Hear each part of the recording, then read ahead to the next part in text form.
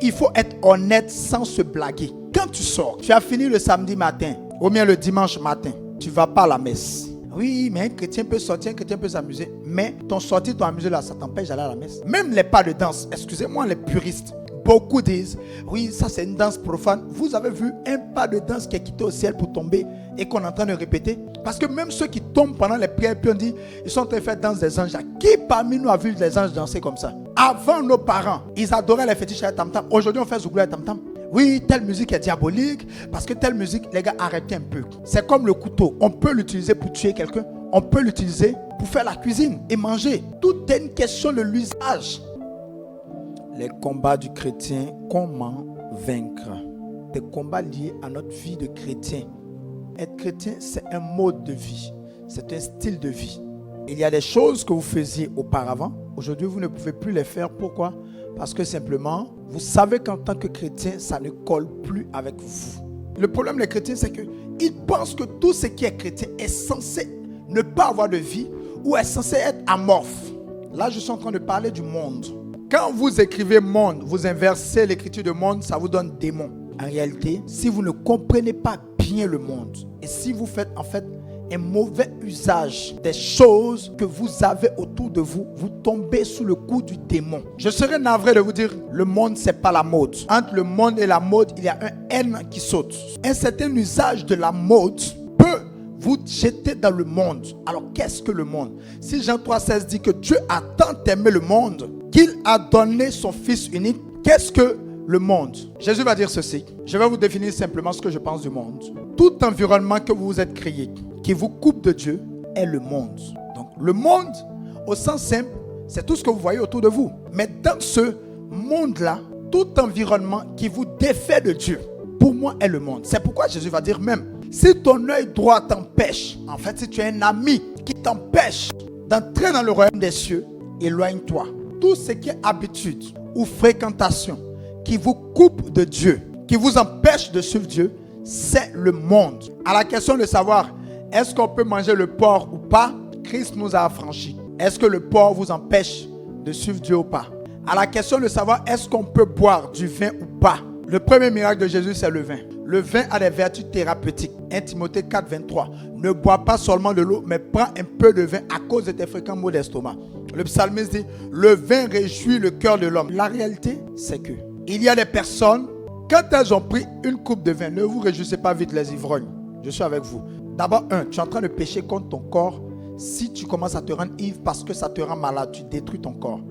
Pareil pour la cigarette qui est nocive et la drogue. Donc, vous ne pouvez pas dire que vous êtes en train de détruire votre corps, qui est le temple du Saint-Esprit, et dire que vous n'êtes pas en train de pécher. Je suis en train de vous répondre.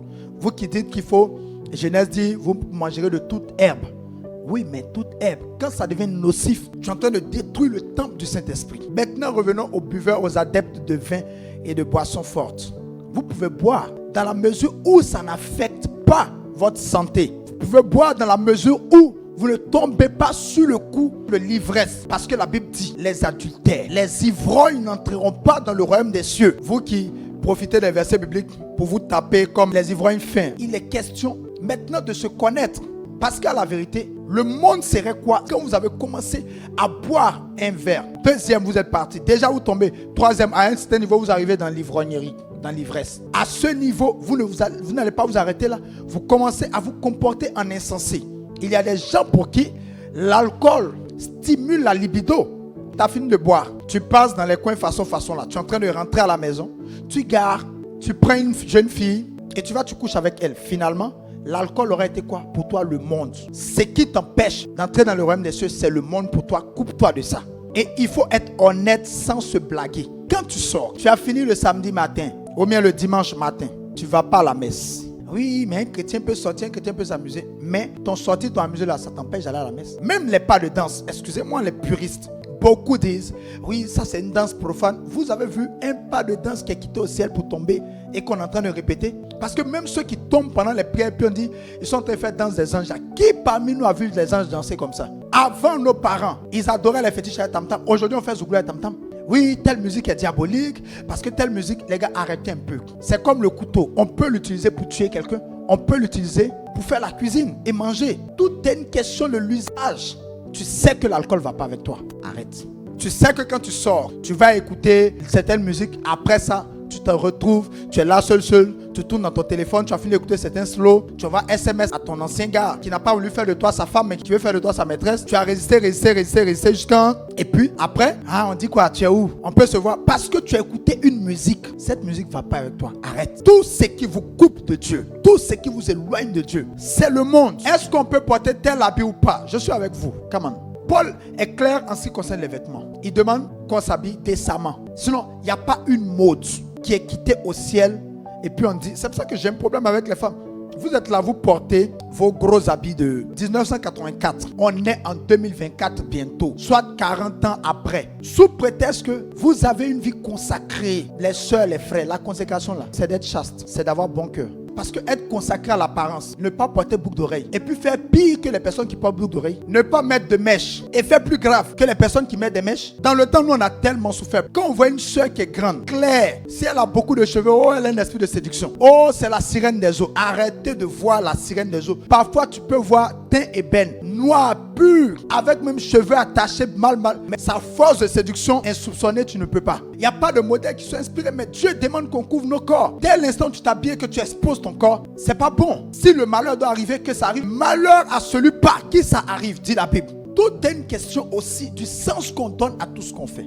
Écoutez-moi bien. Si le fait de mettre une chaîne au pied est un symbole que tu envoies aux gens pour dire « Je suis une femme légère, je peux me donner à vous », tu es sous le coup du monde. Tu es en train de pécher. Mais si c'est un ornement simple, comme dans certaines cultures, où ça a le sens juste de l'ornement, vas-y, il n'y a pas de problème. Vous avez des amis qui sont là, quand vous les rencontrez net, vous avez envie de chercher femme, c'est le monde, coupé avec eux. Si vous n'êtes pas leader pour leur imposer votre chrétienté, coupé avec eux. Si vous fréquentez un endroit et que l'endroit vous conduise au péché, si vous portez vos mèches, que vos mèches ne vous empêchent pas d'adorer votre Dieu en esprit, en vérité. Si vous portez vos mèches ne font pas pécher quelqu'un. Vous portez votre habit ne fait pas pécher quelqu'un. Votre habit est décent. Portez votre habit, soyez à la mode. On est en train de faire parler ici de, oui, une femme ne doit pas porter pantalon. Vous savez de quoi vous parlez. Pantalon de femme, c'est pas pantalon de garçon. Chez les Écossais, vous êtes garçon, vous allez porter jupe.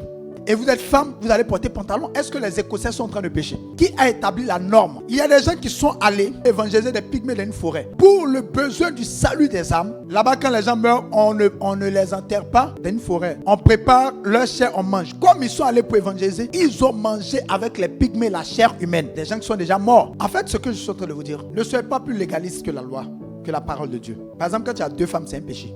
Tu es un polygame. Quand tu es en groupe, c'est que tu mens à beaucoup de filles à la fois, tu les cherches elles toutes. C'est un péché. Quand tu te promènes avec des gens, tout le temps vous êtes en train de critiquer les gens. Tout le temps avec eux, vous êtes en train de vous saouler. Vous êtes en train d'insulter les autres. C'est péché.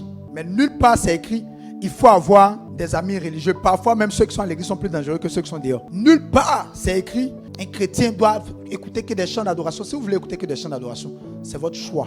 Mais ne l'imposez pas aux gens. Ne faites pas croire aux gens que c'est la norme. Nulle part c'est écrit. Là où la Bible va nous dire, amis du monde, ennemis de Dieu. Jacques 4, verset 4. Amis du monde voudrait dire quoi?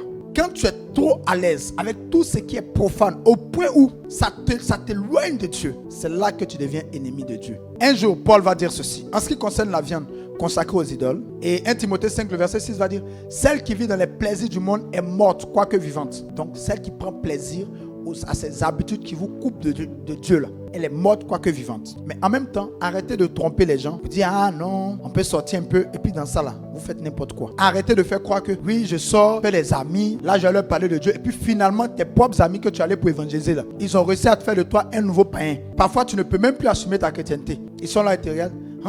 Pasteur. Non, pasteur aussi cherche femme. Ah, vous l'arrêtez ça. Non, il faut assumer sa chrétienté quand vous êtes quelque part.